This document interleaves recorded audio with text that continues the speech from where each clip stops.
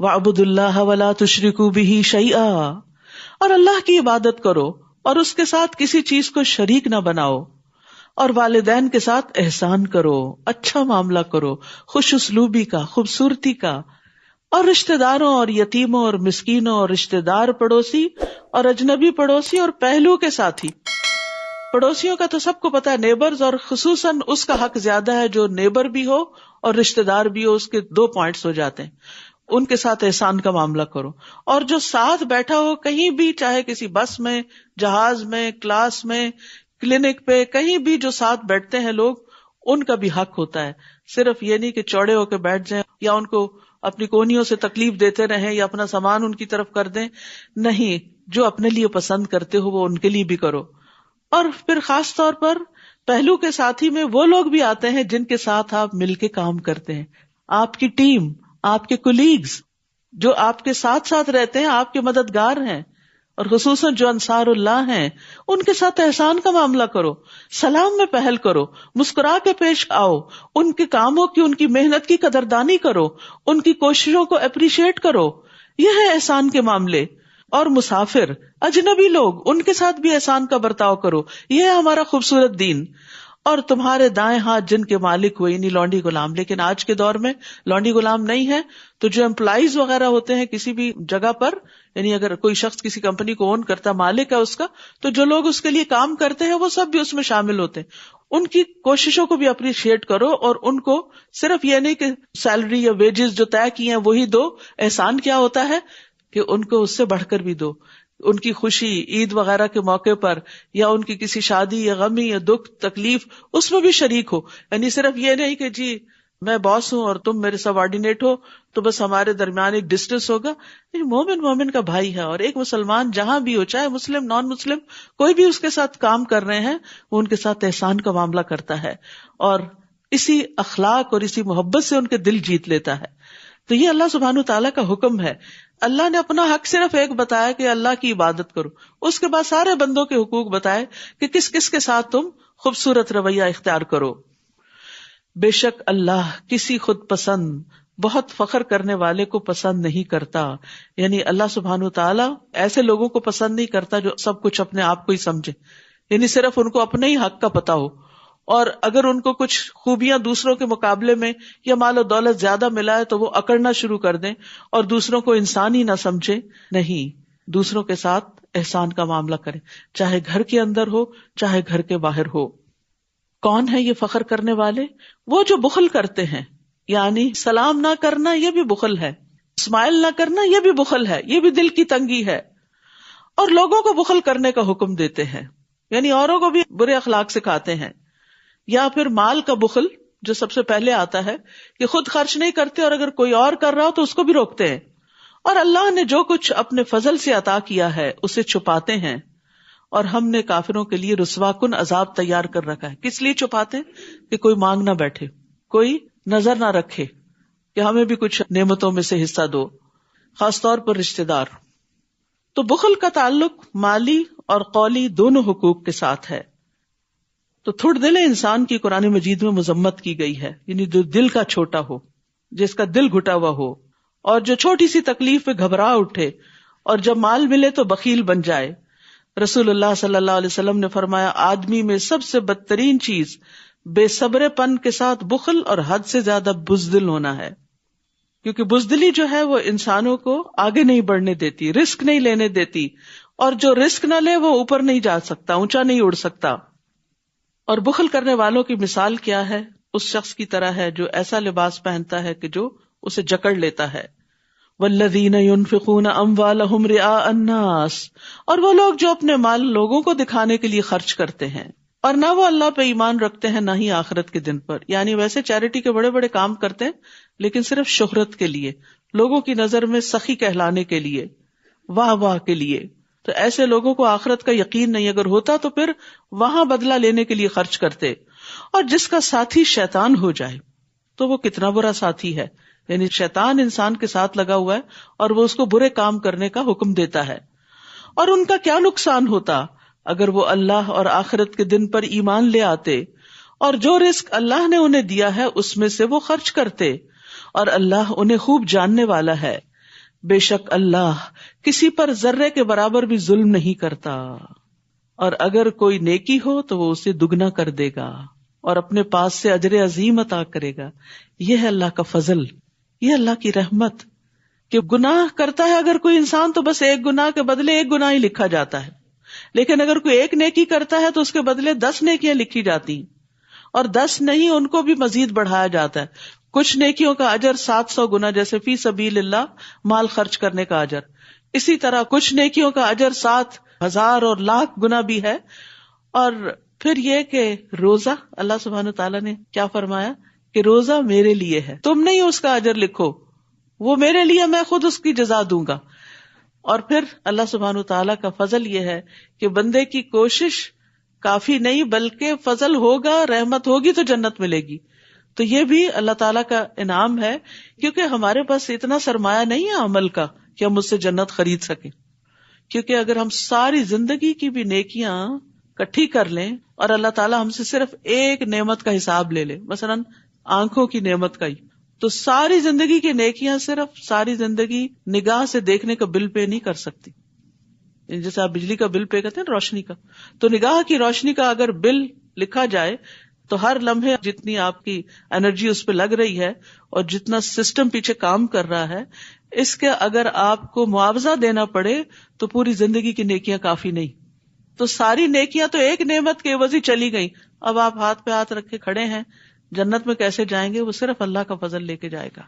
تو اس لیے کوئی بھی نیکی کر کے انسان کو تکبر کا شکار نہیں ہونا چاہیے، کیونکہ وہ کافی نہیں ہے، یہ صرف اللہ کا فضل ہے جو انسان کو ڈھانپ لے گا۔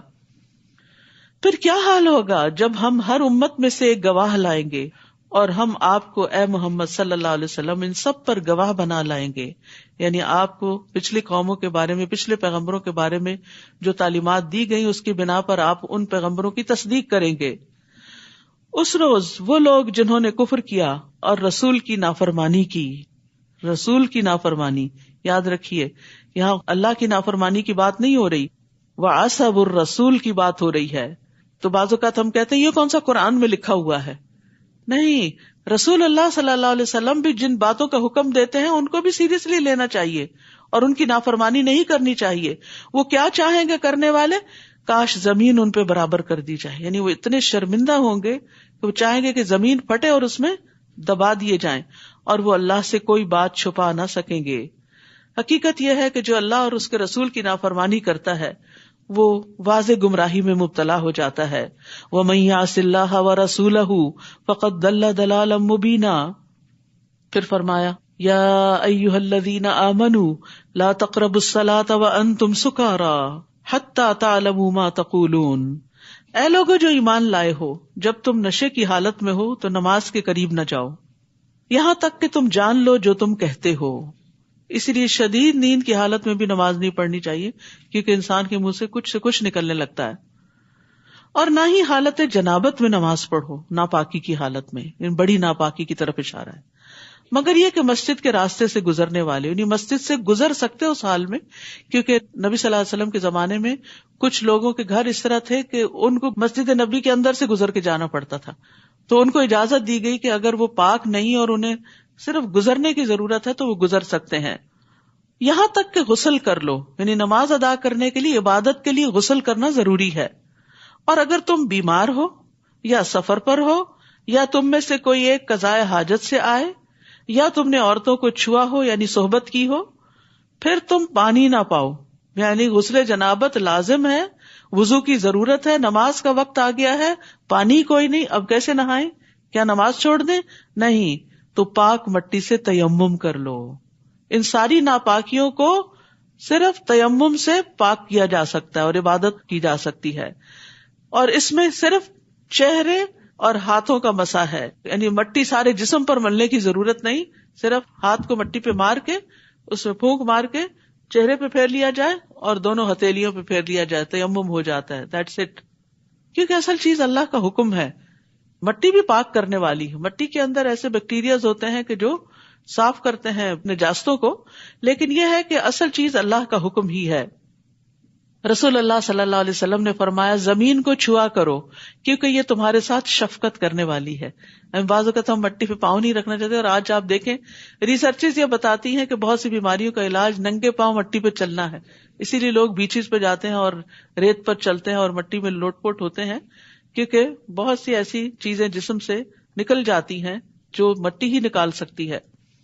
تو یاد رکھیے تیمم کا حکم مسلمانوں کے لیے اللہ سبحانہ تعالیٰ کی طرف سے ایک آسانی ہے، اور یہ محمد صلی اللہ علیہ وسلم کی امت کی خصوصیت بھی ہے.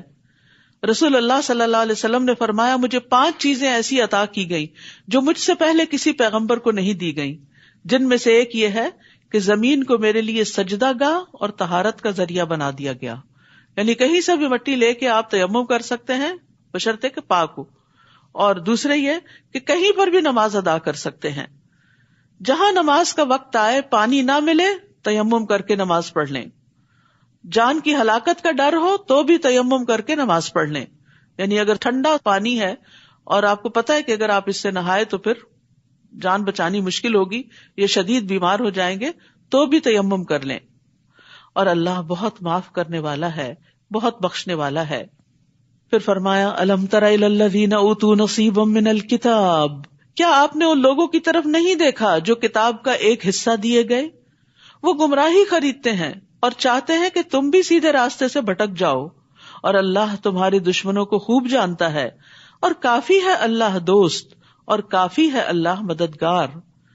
یہاں نبی صلی اللہ علیہ وسلم کو تسلی دی جا رہی ہے کہ آپ دشمنوں کی طرف سے پریشان نہ ہوں، کیونکہ وَكَفَى بِاللَّهِ وَلِيًّا وَكَفَى بِاللَّهِ نَصِيرًا، اللہ آپ کے معاملے کی ذمہ داری لے لے گا، اور جس چیز کے ساتھ چاہے گا آپ کو فائدہ دے گا، اور اللہ ان کی چالوں اور ان کے شر سے آپ کو دور کر دے گا.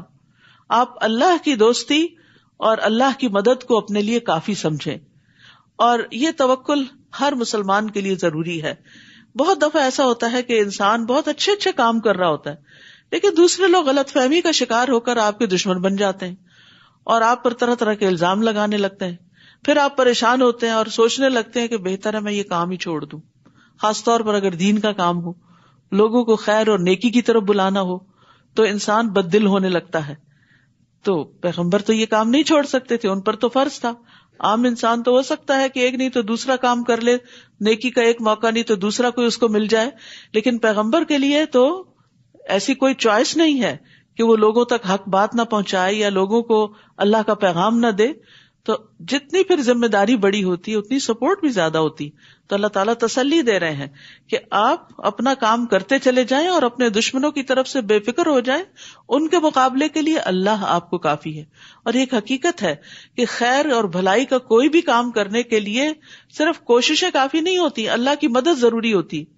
اس لیے جب بھی امر بالمعروف کریں، یعنی کسی کو کوئی اچھی بات بتانے لگے، پہلے اللہ سے دعا کریں دل ہی دل میں کہ اللہ میری بات میں اثر ڈال دے اور اس شخص کو میری بات سے فائدہ پہنچا. اگر کوئی غلط کام کر رہا ہے، چاہے اپنا بچہ ہی کر رہا ہے، تو اس کو بھی روکنے کے لیے پہلے اللہ سے مدد مانگے کہ اللہ تیری مدد چاہیے، تو میری زبان میں ایسی تاثیر پیدا کر کہ میں اس سے بات کروں تو یہ اپنے اس نقصان کو سمجھ جائے جو یہ خود اپنے ہاتھوں کر رہا ہے. تو انشاءاللہ اس طرح اللہ کے بھروسے پر، اللہ سے دعا کر کے، اللہ پہ توکل کر کے انسان خیر اور بھلائی کے کاموں میں آگے بڑھ سکتا ہے. ورنہ شیطان انسان کو ڈراتا ہے اور ذرا سی مخالفت آنے پر انسان بددل ہو کے پیچھے ہٹ جاتا ہے، تو اس کی پرواہ نہیں کرنی چاہیے. پھر فرمایا من الذین ہادوا یحرفون الکلم عن مواضعہ، وہ لوگ جو یہودی بن گئے ان میں سے کچھ لوگ الفاظ کو ان کی جگہوں سے تبدیل کر دیتے ہیں، یعنی اللہ کے اتارے ہوئے کلام میں خود تبدیلیاں کر دیتے ہیں. وہ کہتے ہیں سنا ہم نے اور نافرمانی کی ہم نے، یعنی جب آیات نازل ہوتی تو کہتے سن لیا ہم نے، اور دل میں یا ہلکی آواز سے کہتے ہم نے ماننا کوئی نہیں. اور یہ آپ دیکھیے کہ آج کئی مسلمانوں کا بھی یہی حال ہے کہ وہ اللہ تعالیٰ کے احکامات سن لیتے ہیں پھر کہتے ہیں یہ تو بڑا مشکل ہے، میرے لیے تو مشکل ہے، میں تو نہیں کر سکتی. چاہے زبان سے کہیں یا دل سے کہیں، نہیں، کوئی حکم جو مشکل لگے تو کہا کرے اللہ میں نے سن لیا، میں اطاعت کروں گی، تو مجھے مدد دے گا تیری توفیق سے، یا اللہ میرے لیے آسان کر دے. کم از کم منیمم اچھے کام کی نیت ضرور کر لے، باقی تو پھر اللہ کی دی ہوئی توفیق سے ہی ہوتا ہے. لیکن یہ کہنا نہیں اٹس ناٹ پاسبل، آج کے دور میں یہ نہیں ہو سکتا، یہ تو اس زمانے کی بات ہے، اس طرح کی باتیں درست نہیں، کیونکہ قرآن جو ہے وہ ہر دور کے لیے، قیامت تک اب اور کوئی نئی کتاب نہیں آنے والی، یہی کتاب ہمارے لیے، کوئی اور رسول آنے والا نہیں، محمد صلی اللہ علیہ وسلم کی تعلیمات ہی ہمارے لیے کافی ہیں. اس دور میں بھی کچھ چیزیں مشکل تھیں اور کچھ آسان تھیں، آج کے دور کی اپنی مشکلات ہیں، کچھ چیزیں آسان ہیں کچھ مشکل ہیں. تو زندگی میں صرف آسانیاں ہی تو نہیں ہوتی، لیکن اللہ تعالیٰ کا وعدہ ہے ان مع العسر یسرا، تنگی کے ساتھ آسانی بھی ہوتی ہے. اس لیے سمعنا و اطعنا، یہ کس نے کہا تھا؟ سورۃ البقرہ کا آخر یاد کرے، صحابہ کرام نے سمعنا و اطعنا. لیکن منافقین کیا کہتے ہیں؟ سمعنا و عصینا. اور سنو مگر تم نہ سنوائے جاؤ، یہ بھی ایک بددعائیہ انداز میں بات کرتے تھے وہ، اور دین میں عیب لگانے کے لیے اپنی زبانوں کو موڑتے ہوئے رائے نہ کہتے ہیں. اور اگر وہ اس کی بجائے کہتے سنا ہم نے اور اطاعت کی ہم نے، اور سنیے اور ہماری طرف نظر کیجیے، تو یقیناً یہ ان کے لیے بہتر اور زیادہ درست ہوتا. لیکن ان کے کفر کی وجہ سے اللہ نے ان پر لعنت کی، لہٰذا وہ بہت کم ہی ایمان لاتے ہیں. اے لوگو جو کتاب دیے گئے ہو اس پر ایمان لاؤ جو ہم نے نازل کیا، جو تصدیق کرنے والا ہے اس کتاب کی جو تمہارے پاس ہے، اس سے پہلے کہ ہم چہروں کو مٹا دیں پھر ہم انہیں ان کی پشتوں پر پھیر دیں، پیچھے کی طرف، یا ہم ان پر اسی طرح لعنت کریں جس طرح ہم نے سبت والوں پر لعنت کی، اور اللہ کا حکم نافذ ہو کر رہنے والا ہے.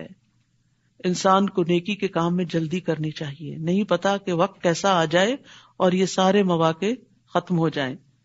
ان اللہ لا یغفر ان یشرک بہ ویغفر ما دون ذلک لمن یشاء، یقیناً اللہ نہیں بخشے گا کہ اس کے ساتھ شرک کیا جائے. مومن کو سب سے زیادہ سینسٹیو جس معاملے میں ہونا چاہیے وہ شرک کا معاملہ ہے. کوئی ایسی چیز جو شرک کی طرف بھی لے جاتی ہے اس سے بھی بچنا چاہیے، اور اس کے لیے علم حاصل کرنا چاہیے کہ کیا کیا چیزیں انسان کو شرک میں مبتلا کر دیتی ہیں، کون سی سوچ، کون سا بول، کون سا فعل. فَاعْلَمْ أَنَّهُ لَا إِلَٰهَ إِلَّا هُوَ، یہ علم حاصل کرو، جان لو کہ اللہ کے سوا کوئی معبود نہیں. تو یہ علم سب سے اہم ترین علوم میں سے ہے، اسی پر ہماری نجات ہے. اور نبی صلی اللہ علیہ وسلم اور باقی تمام انبیاء نے لوگوں کو ایک رب کی عبادت کی طرف بلایا تھا. فرمایا اور جو گناہ اس کے علاوہ ہے وہ جس کے لیے چاہے گا بخش دے گا، یہ اس کے ہاتھ میں ہے. مالک یوم الدین وہی ہے. اور جس نے اللہ کے ساتھ شرک کیا تو یقیناً اس نے بہت بڑا گناہ گھڑ لیا. کیا آپ نے ان لوگوں کی طرف نہیں دیکھا جو اپنے آپ کو پاک قرار دیتے ہیں، یعنی اپنی تعریفیں کرتے ہیں یا اپنے دوستوں کی، یا اپنے آپ کو ہر عیب سے پاک سمجھتے ہیں، بلکہ اللہ ہی جس کو چاہتا ہے پاک کرتا ہے. اور وہ کھجور کی گٹلی کے دھاگے برابر بھی ظلم نہ کیے جائیں گے. کھجور کی گٹلی کے کٹاؤ پہ جو باریک سا دھاگا سفید کلر کا ہوتا ہے وہ اتنا ہلکا ہوتا ہے کہ یوں ہی ہاتھ میں مسلا جائے. اللہ تعالیٰ اتنا بھی ظلم نہیں کرتا کسی پر. بہت زبردست طریقے سے مثال دے کے بات سمجھائی گئی. تو یاد رکھیے کہ اپنے آپ کو بری ذمہ نہ قرار دیں، اپنے آپ کو معصوم نہ سمجھیں، اپنے آپ کو پاک نہیں سمجھیں. یعنی اگر کسی نیکی کی توفیق ہو گئی یا گناہوں سے بچنے کی توفیق ہو گئی تو کسی خوش فہمی میں مبتلا نہ ہو. مومن اپنے نیک اعمال کے بارے میں ڈرتا رہتا ہے. یاد رکھیے خود کو بہتر سمجھنے والا شخص دھوکے میں ہوتا ہے، کیونکہ ہمیں نہیں پتا کہ جو اعمال ہم نے کیے ہیں ان کی قبولیت کا کیا درجہ ہے. دیکھیے وہ کس طرح اللہ پر جھوٹ گڑتے ہیں، اور اس جھوٹ کا کھلم کھلا گناہ ہونا ہی کافی ہے. کیا آپ نے ان لوگوں کی طرف نہیں دیکھا جو کتاب کا ایک حصہ دیے گئے، یعنی اہل کتاب ہیں، تورات اور انجیل ہے پاس، وہ جبت یعنی جادو اور طاغوت یعنی شیطان یا بتوں پر ایمان لاتے. یعنی انہیں تو اس چیز کا انکار کرنے کا کہا گیا تھا جبکہ وہ اس میں ملوث ہو گئے.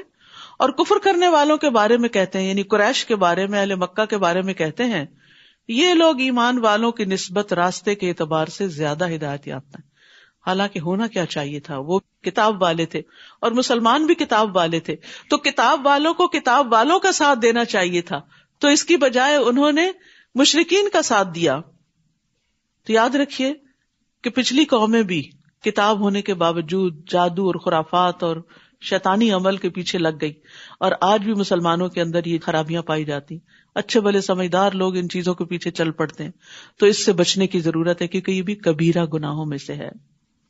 اولئک الذین لعنہم اللہ، یہی وہ لوگ ہیں جن پر اللہ نے لعنت کی. یاد رکھیے جادو کے ذریعے مسائل حل کریں گے تو الٹے مسائل میں پھنسیں گے کیونکہ اللہ کی رحمت سے دور ہوں گے. اور جس پر اللہ لعنت کر دے تو آپ اس کے لیے ہرگز کوئی مددگار نہ پائیں گے. اس کی مدد پھر کون کرے گا؟ اس کا مسئلہ کون حل کرے گا؟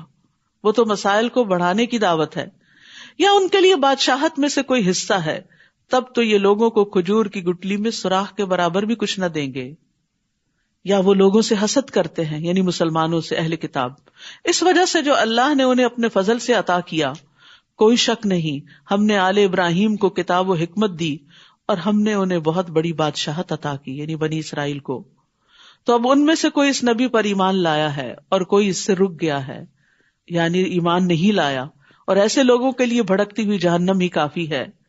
یعنی نبی کا نقصان کچھ نہیں، انہی کا نقصان ہوگا جو انکار کریں گے. بے شک وہ لوگ جنہوں نے ہماری آیات کا انکار کیا ان قریب ہم انہیں آگ میں جلائیں گے. استغفر اللہ. جب بھی ان کی کھالیں پک جائیں گی ہم انہیں دوسری کھالوں سے بدل دیں گے تاکہ وہ چکھیں عذاب کو. بے شک اللہ بہت زبردست، بہت حکمت والا ہے. جہنم میں جہنمی کے جسم کی کھال 70 بالشت چوڑی ہو جائے گی. اتنی موٹی کھال ہوگی جو جلے گی، اور وہ اتنا موٹا ہو جائے گا، اتنا بڑا ہو جائے گا کہ کان کی لو سے کندھے تک کا فاصلہ 700 سال کے برابر، ایک ڈاڑھ احد پہاڑ کے برابر. یہ ان کا حال ہو جائے گا وہاں پھول پھول کے آگ سے. موٹاپا تو بذات خود ہی ایک عذاب ہوتا ہے، اور کہاں یہ کہ آگ اور اس کے اوپر سے اتنا موٹاپا اور پھر آگ میں جلنا. شرک اور اللہ کی نافرمانی اور کبیرہ گناہوں کا ارتکاب کوئی کھیل نہیں ہے، انسان کے لیے ہلاکت ہے ان چیزوں میں. اس لیے اپنی زندگی میں ہی توبہ کر لینی چاہیے. اور وہ لوگ جو ایمان لائے اور انہوں نے نیک عمل کیے ہم ان قریب انہیں ایسے باغات میں داخل کریں گے جن کے نیچے سے نہریں بہتی ہیں، وہ ان میں ہمیشہ ہمیشہ رہنے والے ہیں. ان کے لیے ان باغوں میں انتہائی پاکیزہ بیویاں ہیں اور ہم انہیں گھنے سائے میں داخل کریں گے. یاد رکھیے جہاں بھی جنت کی عورتوں کی بات آئی ہے پاکیزگی کی ساتھ ہی آئی ہے. تو ایک عورت کو پاکیزہ نگاہ ہونا چاہیے، پاکیزہ گفتگو کرنی چاہیے، اپنی عزت و عصمت میں پاکیزگی اختیار کرنی چاہیے، حرام چیزوں سے بچنا چاہیے. ان اللہ یأمرکم ان تؤدوا الامانات الی اہلہا، بے شک اللہ تمہیں حکم دیتا ہے کہ تم امانتیں ان کے اہل کے سپرد کرو، اور جب تم لوگوں کے درمیان فیصلہ کرو تو عدل کے ساتھ فیصلہ کرو. یعنی عہدے اور ذمہ داریاں صرف ان کو دو جو نبھانے کے اہل ہوں، اور اگر ان میں کوئی کانفلکٹ ہو جائے تو کسی ایک کے ساتھ فیورٹزم نہیں کرنا، انصاف سے فیصلہ کرنا ہے. بے شک یہ بہت ہی عمدہ نصیحت ہے جو اللہ تمہیں کر رہا ہے. اس سے جماعتیں اور آرگنائزیشنز اور قومیں اور ملک آگے بڑھتے ہیں جب لوگوں کے درمیان انصاف ہوتا ہے، جسٹس ہوتا ہے. بے شک اللہ خوب سننے والا، خوب دیکھنے والا ہے. اے لوگو جو ایمان لائے ہو، اطاعت کرو اللہ کی اور اطاعت کرو رسول کی اور ان کی جو تم میں سے اولو الامر یعنی صاحب اختیار ہیں، تمہارے ذمہ دار ہیں، تمہارے امیر مقرر کیے گئے ہیں.